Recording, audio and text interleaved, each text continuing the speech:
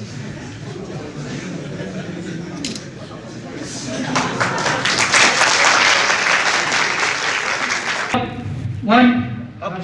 stay işte.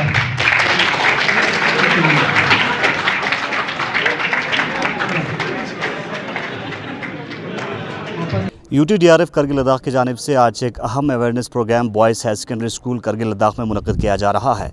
इस अहम awareness programme में ख़ासकर PHT प्री हॉस्पिटल ट्रीटमेंट और ख़ासकर ग्लोफ ग्लेशियर लेक आउटब्रस्ट के बारे में स्टूडेंट्स और यहाँ पे जो टीचिंग स्टाफ है उनको अवेयरनेस पहुँचाया जा रहा है। चूँकि आपको बताते चले इससे पहले एक स्टडी के मुताबिक लद्दाख के अंदर आर्टिफिशियल 7 ग्लेशियर्स जो हैं वो बन रहे हैं और उनमें से 2 ग्लेशियर्स करगिल में पाया गया है, जिसका आने वाले समय में अगर आउटब्रस्ट हो जाता है तो लोगों को कहीं ना कहीं चलते अवेयरनेस प्रोग्राम लोगों को खासकर प्री हॉस्पिटल ट्रीटमेंट और ग्लोफ के बारे में जानकारी लगातार पहुँचा रहे हैं। इस वक्त आप देख सकते हैं boys higher secondary school Kargil में लगातार ये अवेयरनेस प्रोग्राम जारी है, जहाँ पे UTDRF की पूरी टीम जो है स्टूडेंट्स को डिमॉन्स्ट्रेशन के ज़रिए समझाने की कोशिश कर रहे हैं। हम बात करने की कोशिश करेंगे UTDRF करगिल लद्दाख के हेड से DSP आसिफ साहब। सर हमारे ज्वाइन करने के लिए बहुत बहुत शुक्रिया। आज के इस अवेयरनेस प्रोग्राम का क्या मकसद है सर? ख़ासकर जब स्टूडेंट्स को अवेयर कर रहे थे तो उस वक्त आप लोग ग्लोफ के बारे में जानकारी पहुंचा रहे थे, ग्लेशियर लेक आउटब्रस्ट के बारे में, तो ये क्या चीज़ है, लोगों को इसके बारे में जानना इस वक्त क्यों ज़रूरी हुआ है? क्योंकि हमारा जो एरिया है हाई ऑल्टीट्यूड एरिया है, अल्पाइन एरिया है, यहाँ पर काफ़ी हाई ऑल्टीट्यूड्स पर ग्लेशियर्स पाए जाते हैं। तो चूँकि ग्लेशियर्स के मेल्टिंग की वजह से जो आपका लेक्स बनती है हाई ऑल्टीट्यूड्स पर, वो एक क्लाइमेटिक रिस्क होता है। तो इसके बारे में आप यूँ समझिए कि एक हाई ऑल्टीट्यूड पर एक डैम सा बन रहा है। अगर वो डैम बिछ जाए, वो वहाँ से पानी निकलना शुरू हो जाए या वहाँ से लैंडस्लाइड पानी के एक्शन की वजह से हो जाए, तो उससे लोगों को काफ़ी ख़तरा रहता है। तो हमारा यही एक कोशिश रहता है कि यहाँ पर लोगों को अवेयरनेस दिया जाए ग्लोफ के बारे में, क्योंकि इस साल ज़्यादा बर्फ़बारी हुई है, तो इससे इम्कान ये भी लगाया जा सकता है कि इस साल ज़्यादा स्नो मेल्ट भी होगा, जिसकी वजह से जो ग्लेशियर लेक्स हैं, इनका जो वाटर का रिटेंशन कैपेसिटी है उसमें थोड़ी परेशानी आ सकती है, क्योंकि फिर वो बांध टूट सकता है। तो इससे आप लोगों को इट्स नॉट अ कंसर्न कि पैनिक का कंसर्न नहीं है, लेकिन फिर भी हम अपने जगह पर पिछले साल भी 2 लेक्स करगिल डिस्ट्रिक्ट में हमने 2 लेक्स का सर्वे किया है ज़रूर। अब जो 2 लेक्स का जो सर्वे किया है उससे हमें ये समझ में आता है कि जो डाउन द स्ट्रीम जितने भी जो विलेजेस हैं उनको अवेयर किया जा सकता है, करना चाहिए इस रिस्क के बारे में। एक तो ये है। दूसरा, हम अभी यहाँ पर मीडिया के माध्यम से यही चीज़ दूर दराज के इलाकों को जहाँ पर नेटवर्क कवरेज नहीं होता है, जो सबसे ज़्यादा पीड़ित होंगे इस चीज़ से, यही चीज़ हम उनको भी पहुंचाना चाहते हैं कि आप अपनी जगह पर सतर्क रहें, मुस्तैद रहें, और कोई भी क्लाइमेटिक जो इश्यूज़ हैं या कोई भी जो इंसिडेंट हो रहे हैं उसके बारे में एडमिनिस्ट्रेशन UTDRF को बताते चलें, क्योंकि हम सब एक साथ ही काम करेंगे इसमें। शुक्रिया। दूर दराज के लोगों तक आप क्या मैसेज पहुँचाना चाहिए सर लास्ट में? दूर दराज के लोगों को मैं यही इन्फॉर्मेशन पहुंचाना चाहूँगा कि वो अपनी जगह पर मुस्तैद रहें। जो बालाई इलाकों में रहते हैं वो लोग पैनी नज़र रखें इन फिनोमेना पर, क्योंकि हम सब एक ही साथ ही काम करेंगे। कुछ जगह पर जहाँ पर हमारे रीच नहीं है, वहाँ पर कुछ लोग जैसे दूर दराज के इलाकों पर जो गुजर बकरवाल हैं या हमारे खुद के लोग जिनके दूर दराज के ऊपर इलाकों पर ब्रोक होते हैं, वो समझ सकते हैं कि इस पानी का जो फ़्लो है या पानी का जो वॉल्यूम है कितना उसमें उतार चढ़ाव हो सकता है, वो हमें भी बता सकते हैं। उसके साथ ही साथ हम लोग खुद सर्विस कर रहे हैं और करते जाएंगे इन इलाकों में। शुक्रिया। चलिए बहुत बहुत शुक्रिया। UTDRF करगिल लद्दाख की जानिब से लगातार अवेयरनेस प्रोग्राम ग्लोफ के बारे में, ग्लेशियर लेक आउटबर्स्ट फ्लो के बारे में बॉयज़ हायर सेकेंडरी स्कूल में अवेयरनेस प्रोग्राम पहुंचाया जा रहा है। और ख़ासकर दूर दराज के इलाके के लोगों के लिए ख़ास अपील ये है कि अगर आप भी इस तरह की किसी भी तरह की ग्लेशियर लेक के बारे में आपको जानकारी है या उस लेक में जो फ़्लो है डेप्थ में अगर कमी पेशी या ज़्यादा फ़्लो हो जाता है, तो उस सिलसिले में आप UTDRF करगिल की टीम को जानकारी फराहम कर सकते हैं। फ़िलहाल आप यहाँ पे देख सकते हैं प्री हॉस्पिटल ट्रीटमेंट और ग्लोफ के बारे में लगातार अवेयरनेस प्रोग्राम डिमॉन्स्ट्रेशन के ज़रिए स्टूडेंट्स को पहुँचाया जा रहा है। औज़ुबिल्लाहिमिनश्शैतानिर्रजीम बिस्मिल्लाहिर्रहमानिर्रहीम।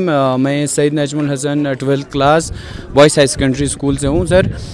तो आज यहाँ पे UTDRF की तरफ से एक प्री हॉस्पिटलाइजेशन और यहाँ पे जो हमारे ग्लेशियर्स में जितने भी ग्लेशियर्स पिघल के एक लेक बन के फिर वो ब्रस्ट हो के आके एक रिस्क बन जाता है, तो उस चीज़ के लिहाज से यहाँ पे UTDRF की तरफ से यहाँ पे एक मॉक ड्रिल जैसा और यहाँ पे सबको एक अवेयरनेस प्रोग्राम रखा था, जिस चीज़ की वजह से हमें बहुत फ़ायदा है। और हम यूथ है एज ए यूथ, और हमें इस चीज़ को यहाँ से पिकअप करके आगे भी जितने भी लोग हैं उनको ये चीज़ पहुँचाना है कि CPR देना सिखाया सर हमें यहाँ पे रेस्क्यू करके विदाउट एक हमें मतलब इक्विपमेंट ना होने की वजह से हमें अपने लोकल इक्विपमेंट से सहारा लेके इनको कैसे रेस्क्यू करके एक हॉस्पिटल तक पहुंचाना है, ये सब हमने यहाँ से सीख लिया सर। एक हॉस्पिटल नहीं है तो एक इंसान अपने खुद से इस एक इंसान की जान बचा सकते हैं सर।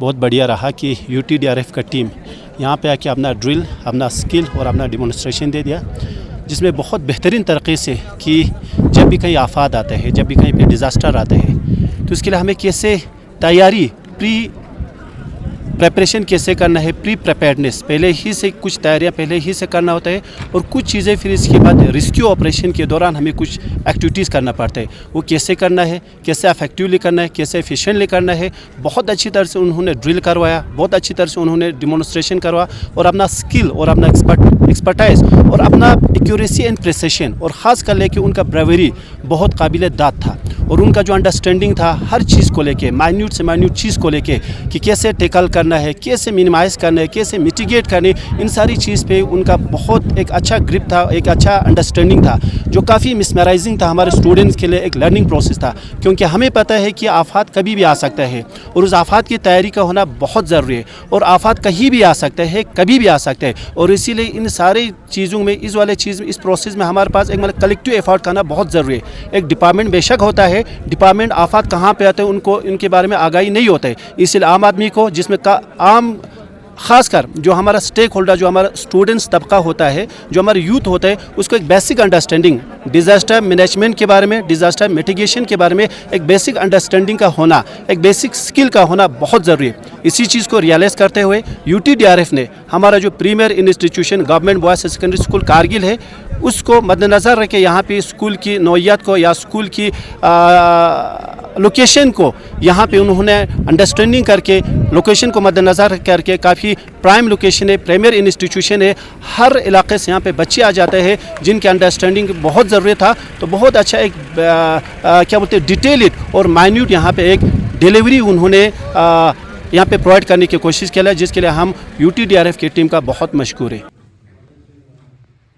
जनाब DSP साहब, आसिफ साहब, हुसैन साहब, बाकी डिज़ास्टर मैनेजमेंट और ग्लोव की अवेयरनेस के बारे में जिक्र करने का हमारा यही एम है कि कुछ चीज़ें जिनके बारे में आपको, क्योंकि डिज़ास्टर मैनेजमेंट के बारे में आप लोगों को पहले भी बताया होगा, उसके साथ साथ हम चाह रहे थे कि ग्लोव के बारे में आपको थोड़ा कुछ समझाया जाए।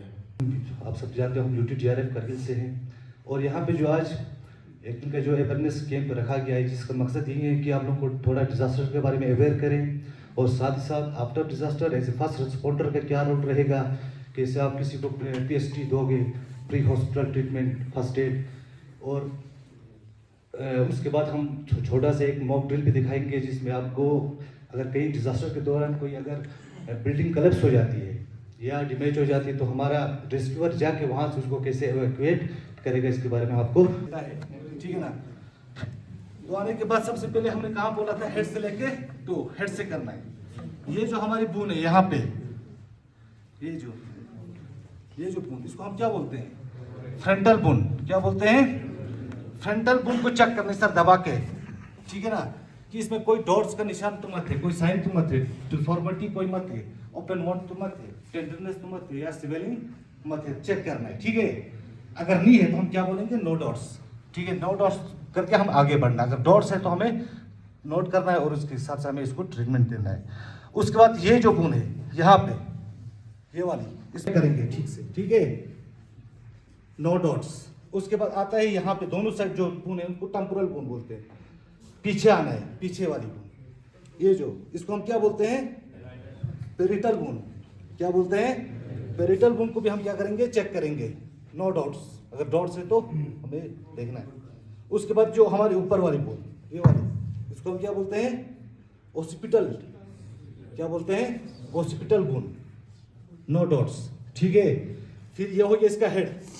फिर आना यहाँ पे, यहाँ, इसको हम क्या बोलते हैं, आई ऑर्बिट्स, क्या बोलते हैं, आई ऑर्बिट्स को भी हम क्या करेंगे, चेक करेंगे अच्छे से, इसमें कोई डॉट्स का निशान मत है। उसके बाद यहाँ पे आना है, इसका ये जो नाक की हड्डी, इसको क्या बोलते हैं हम, नेजल बोन, क्या बोलते हैं, नेजल बोन को भी हम क्या करेंगे, चेक करेंगे, नो डॉट्स। फिर आगे बढ़ना है, यहाँ पे जो हड्डी होती है हमारी, ये वाली, इसको हम क्या बोलते हैं, मैक्सिला, क्या बोलते हैं, मैक्सिला, नो डॉट्स। फिर आगे बढ़ना है, ये वाली बोन, इसको हम क्या बोलते हैं, मेडिवल, क्या बोलते हैं, मेडिवल बोन, नो डॉट्स। फिर ये जो दोनों cheek bone, no dots, head side हमारा हो गया। इसके बाद आना यहाँ पे, हमारी बॉडी में जो ये वाले हिस्से, ये जो दोनों बाजू, उसको क्या बोलते हैं, अपर एक्सट्रीमिटीज, क्या बोलते हैं, और इन इधर से नीचे दोनों टांगों को लोअर एक्सट्रीमिटीज, तो अपर एक्सट्रीमिटीज आपको चेक करके आना है। इसके बाद यहाँ पे आना है शोल्डर में, इसको हम बोलते हैं कॉलर बोन, क्या बोलते हैं, कॉलर बोन को भी चेक करना है, इसमें कोई डॉट्स मत है, नहीं, नो डॉट्स। इसके बाद आना है यहाँ पे शोल्डर जॉइंट, इसको क्या बोलते हैं हम, शोल्डर जॉइंट, नो डॉट्स, आगे बढ़ना है। उसके बाद यहाँ पे आना है, ये वाली बोन, यहाँ से यहाँ तक, इसको हम क्या बोलते हैं, ये तो आपको पता होगा, ह्यूमेरस, क्या बोलते हैं, ह्यूमेरस, चेक करना है, कोई डिफॉर्मिटी मत है, ओपन वॉन्ड मत है, टेंडरनेस इसको मत हो रही है, स्वेलिंग मत है, नहीं, नो डाउट्स।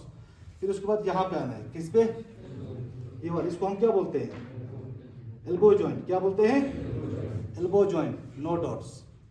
फिर उसके बाद यहाँ से यहाँ तक दो हड्डी होती है, उसका नाम क्या है, अल्ना रेडियस, दोनों हड्डी को हम चेक करेंगे अच्छे से, ठीक है, नो डाउट्स, ठीक है। आगे बढ़ना है, अगर डॉट्स है, अगर इसको डिफॉर्मिटी कहीं है तो हम बाद में इसका ट्रीटमेंट करेंगे स्प्रिंग्स बांध के, ठीक है। उसके बाद यहाँ पे जो हमारी रिस्ट जॉइंट बोलते हैं, उसको क्या बोलते हैं, wrist joint, no doubts, check करना है। फिर उसके बाद यहाँ पे मेटाकार्पल, मेटाकार्पल, नो डाउट्स। फिर पांचों अंगुलियों को क्या बोलते हैं, फ्लेंजिस, क्या बोलते हैं, फ्लेंजिस, फ्लेंजिस, नो डाउट्स। ये हो गया इस हाथ का, सेम टू सेम इसी हाथ पे भी इस तरह फिजिकल एग्जामिनेशन इसका करना है, नो डाउट्स। उसके बाद दोनों रिब्स को क्या बोलते हैं, इस साइड को, इस साइड रिब्स को, रिब केज, शाबाश, इसको भी हमें क्या करना है, चेक करना है, ठीक है, नो डाउट्स। उसके बाद आना है एब्डोमेन में, तो हमने क्या बोला था उधर, डिफॉर्मिटी नहीं होगी, क्या होगी, रिजिडिटी होगी। एब्डोमेन को करने से पहले हम क्या करेंगे, इसको चार हिस्सों में इसको डिवाइड करेंगे, ठीक है ना, यहाँ से, तो ये वाला हिस्सा, इसको हम क्या बोलते हैं, राइट अपर क्वाड्रेंट, क्या बोलते हैं, राइट अपर क्वाड्रेंट, ठीक है, ये वाला right upper quadrant, no roads आएगा, ठीक है ना, इसमें रोड्स। उसके बाद उसके नीचे right lower quadrant, no roads. अगर रिजिडिटी होगी, अगर इसमें कोई शक्तिपन महसूस होगा आप लोगों को, तो हम क्या मानेंगे, इसके कोई इंटरनल चोट है, ठीक, इंजरी है। तो इसी तरह इस साइड आना है, तो left upper quadrants, no roads, left lower quadrant, no roads, ठीक है। उसके बाद यहाँ पे आना है, अब लोअर एक्सट्रीमिटीज में आना है, ये हमारा अपर एक्सट्रीमिटीज खत्म हो गया, लोअर एक्सट्रीमिटीज में आना है। तो ये जो दो हमारे हड्डी है यहाँ पे, इनको हम क्या बोलते हैं, पेल्विस रीजन, इस तरह हिलाना है। अगर कहीं फ्रैक्चर होगा इसका पेल्विस, ठीक है, तो क्या करेगा, साउंड करेगा, क्या करेगा, टक टक करेगा, कोई साउंड नहीं आता, हम क्या मानेंगे, नो साउंड, ठीक है, ठीक, नो साउंड। उसके बाद आना है यहाँ पे, हमारा जो प्राइवेट पार्ट है उसको देखना है, उसको हम बोलते हैं पियर प्रिज्म, पियर प्रिज्म, क्या बोलते हैं, पियर प्रिज्म को हम चेक करना है कि वो एरेक्ट मत है। अगर एरेक्ट होगा तो हम क्या मानेंगे, इसका बैक इंजरी है। किसी भी विक्टिम का अगर पेनिस खराब हो, एरेक्ट हो, तो हम क्या मानते हैं, उसका बैक इंजरी हो, ठीक है, पक्का है उसको, ठीक है। तो अभी हम क्या करेंगे, अपनी जगह पे, ठीक है। तो उसके बाद यहाँ से यहाँ जो हड्डी है, सबसे मजबूत हड्डी इंसान की, उसको हम क्या बोलते हैं, फीमर, फीमर को भी हम क्या करेंगे, चेक करेंगे, नो डॉट्स, ठीक है।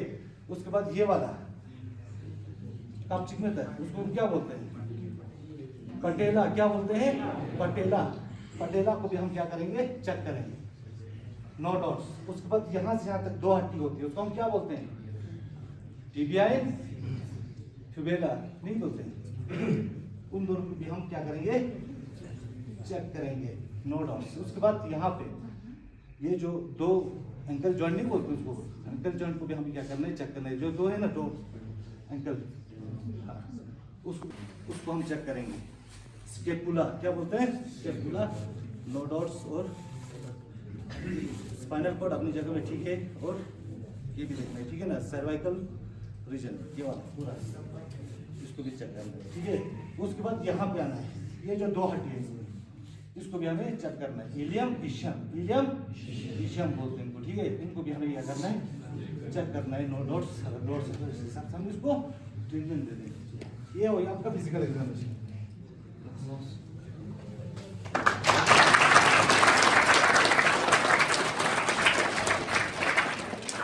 अब आता है चौकिंग। चौकिंग के बारे में हम आपको थोड़ा बता, हमने बोला था बेटा कार्पल, पैर का क्या होगा बेटा टार्सल, क्या होगा बेटा टार्सल को भी हमें क्या करना है चेक करना है, नो डॉट्स। अगर डॉट्स है तो हम इसी हिसाब से उसको ट्रीटमेंट देते हैं। उसके बाद लास्ट में आता है अंगुली को भी हम क्या बोलते हैं फ्लेंजेस, क्या बोलते हैं फ्लेंजेस को हम चेक करेंगे। ये तो हमारा मेन रीजन है ना, जहाँ से हम इसको कुछ भी लगा तो क्या होगा हम आदमी उधर ही बढ़ जाएगा। तो इसमें हम क्या करेंगे मेथड, अडल्ट अगर किसी का अडल्ट का चौकिंग गले में कुछ फंस गया है तो हम इसको क्या करेंगे यहाँ से हाथ आएंगे और अपना जो हाथ मास्टर हैंड है उसका जो अंगूठा है अंदर की तरह बंद करेंगे हथेली में ठीक है। उसके बाद यहाँ पे जो नाभि है हमारी बेली, नाभि और जिफाइड प्रोसेस यहाँ पे जो हड्डी है उसके बीच में जो सेंटर यहाँ पे अपना हाथ रखना इस तरह ठीक है, जिस तरह इसने रखा है। उसके बाद इसको क्या करेंगे अभी ऊपर की तरफ जोर से पुश करेंगे, क्या करेंगे जोर से पुश करेंगे। अभी नहीं कर सकता, अभी ये पूरा उल्टी करेगा नहीं तो करेगा ठीक है। तो ये देखा इस तरह जोर से ठीक है ना, जोर से पुश करेंगे ठीक है ना। ये करेंगे, इसका भी एयरवेज खोलना है ठीक है ना। एयरवेज खोल के हम क्या करेंगे पीछे से क्या करेंगे थोड़ा पुश करेंगे, 3 4 5 6 10 पुश में बाहर निकल जाएगा, जो भी इसने खाया हो या मतलब गले में जो फंसा है वो बाहर निकल जाएगा अगर इन्फेंट का होगा ठीक है ना। इस तरह हम क्या करेंगे किसी भी चोकिंग पेशेंट को ठीक कर सकते हैं। अगर खुदा ना खास्ता आप खुद हो गए, कोई रेस्क्यूअर है नहीं, क्या करोगे आप खुद को गले में फंस गया तो क्या करोगे किसी भी चेयर को लाके ऐसा भी कोई चीज डाला है उसके ऊपर क्या करना अपनी चेस्ट रख के क्या करना जोर से दबाना जितना हो सके, उल्टियाँ नहीं किया आपको इतना जोर से दबाना, जोर से दबाओगे तो क्या होगा जो भी आपके गले में फंसा है वो एकदम फौरन बाहर आएगा। ये हो गई।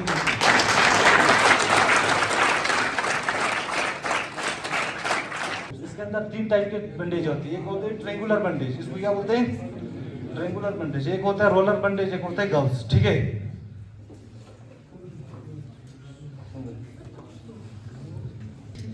हम इसको कैसे बैंडेज करेंगे आप देख लें ठीक है। यहाँ पे क्या रखा हमने कोई गव्स रखा ठीक है।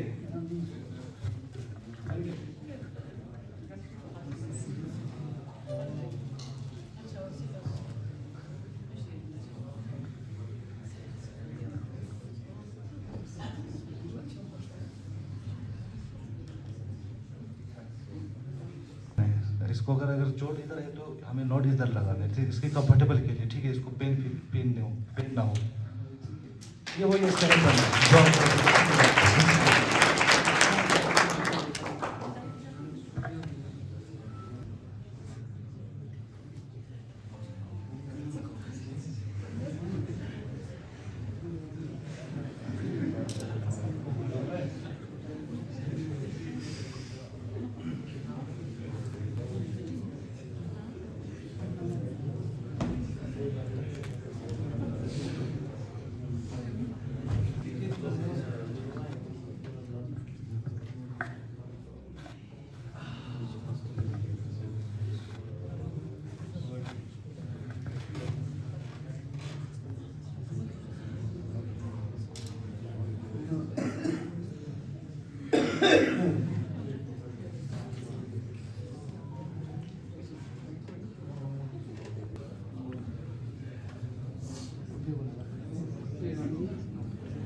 दोनों बाजू बंद करेगा, एक उससे इस तरह बंद करेगा, ठीक है, लॉक।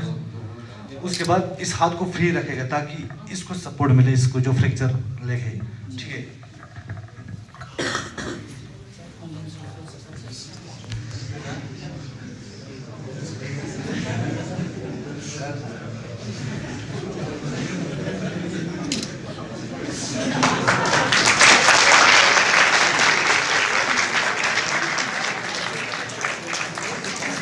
इस तरह इसको क्या करेंगे, एम्बुलेंस तक या हॉस्पिटल तक पेशेंट को आराम से पहुंचा सकते हैं, ठीक है ना, कंफर्टेबल पोजीशन।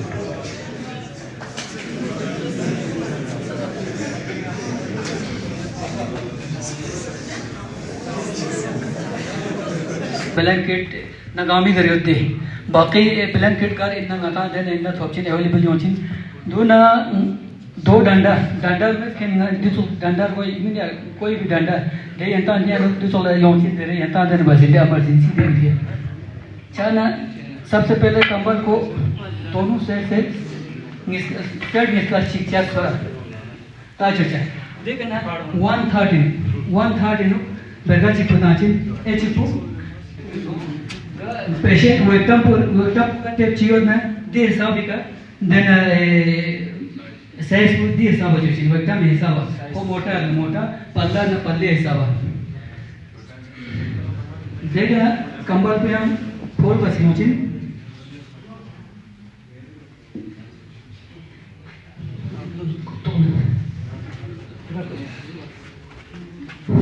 जो ना जो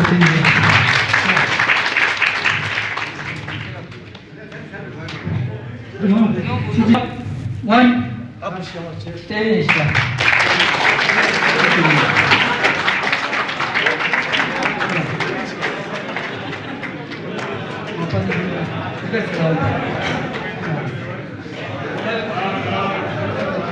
शेषा कंबल